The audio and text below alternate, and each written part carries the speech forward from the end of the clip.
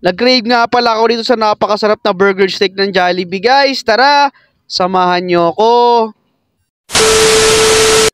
What is up, guys? For today's video nga, nakikita nyo ang himbing ng tulog ni Habo. Alas 4 nga lang pala ng madaling araw yan guys. At nag-crave nga pala ako dito ng Pancit Canton, guys. Yan nga pala yung midnight snack natin for today's video. Fast forward nga tayo, guys, medyo tanghali na nga rin pala ako nagising dito for today's vlog. Ito nga pala, guys, yung nangyari sa atin, guys. Dito may nag-iinarte na bata kasi may napanood daw siya na maganda sa YouTube. Napanood niya kasi, guys, yung bata na iniwan ng kanyang tatay, guys, sa video. Tapos bigla siya umiiyak-iyak dito at nag-i-emote-emote pa siya dyan. 2 taon pa lang yan, guys. Tignan niyo naman yung bata na yan, pero nakakaintindi na yan ng kung anong meron ngayon sa mundo.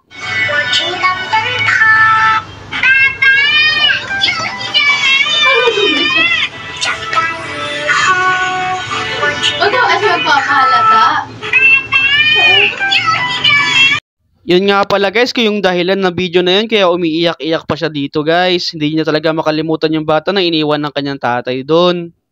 Fast forward nga pala tayo ngayong tanghali, guys. Ang kakainin natin ngayon is burger steak galing ng Jollibee. Napakasarap nga pala niyan, guys. At may kasama pa yung ice cream na binili ni Jovelyn Angeles, yung tinatawag natin na pinsan natin na si Habo. Ginagawa nyo rin ba to, guys? Ang magsawsaw ng french fries sa ice cream. Ayun, guys, oh. Nasanay lang talaga ako niyan, guys. Nagtatrabaho pa ako dati sa fast food. Paki-comment below naman dyan, guys, kung ginagawa nyo rin yun tulad ko. At dahil nga tayo yung huling kumain, guys, siyempre, ugalayin nating magugas kasi tayo talaga yung nakatoka magugas for today's vlog. Ito timelapse ko nga lang pala tong video na to, guys, kasi alam kong maiinip kayo. Kung mapapanood nyo nga pala tong video na to ngayon, guys, ibig sabihin nun, siguro kinabukasan na rin to mauwi sila mama.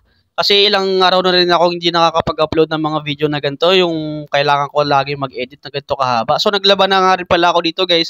Kasama ko nga pala dyan si Tonet kasi baka mamaya pagalitan kami nila papa pag uwi nila na may mabutan pa sila mga labaan. Siyempre, alam naman natin na ganito talaga, kailangan natin magpakabait. So nung kinagabihan nga lang dito, guys, ito nga pala yung ulam natin is Adidas na inadobo. Yung nga pala Adidas na yun, guys, niluto ni Habo. Konting papogi nga lang pala tayo dyan, guys, syempre. So, bagong ligo nga rin lang pala ako dyan, guys, kahit hindi halata. Na-request ko nga rin pala kay Habo, guys, na pakatihin yung adobo niya kasi yun talaga yung pinakagusto ko at yung pinakamasarap sa lahat. Satisfied naman ako sa pagkakadobo niya kasi napakasarap naman talaga ng manok dito at naparami yung pagkain natin dito for today's vlog. So, yun natapos nga akong kumain dito, guys, syempre, ito, kinulit natin yung ating pamangkin at yan nga, nagsusumbong-sumbong pa siya at kinuha niya na yung cellphone niya kaya sa kanyang nanay. Ayan nga, guys, at nagwawala-wala pa yan, oh. Kung nagtataka kayo kung bakit ganito yung boses natin, ito talaga yung pinaka-natural na boses ko, guys. Kaya wag na kayong magtaka kung bakit hindi tayo hyper for today's video.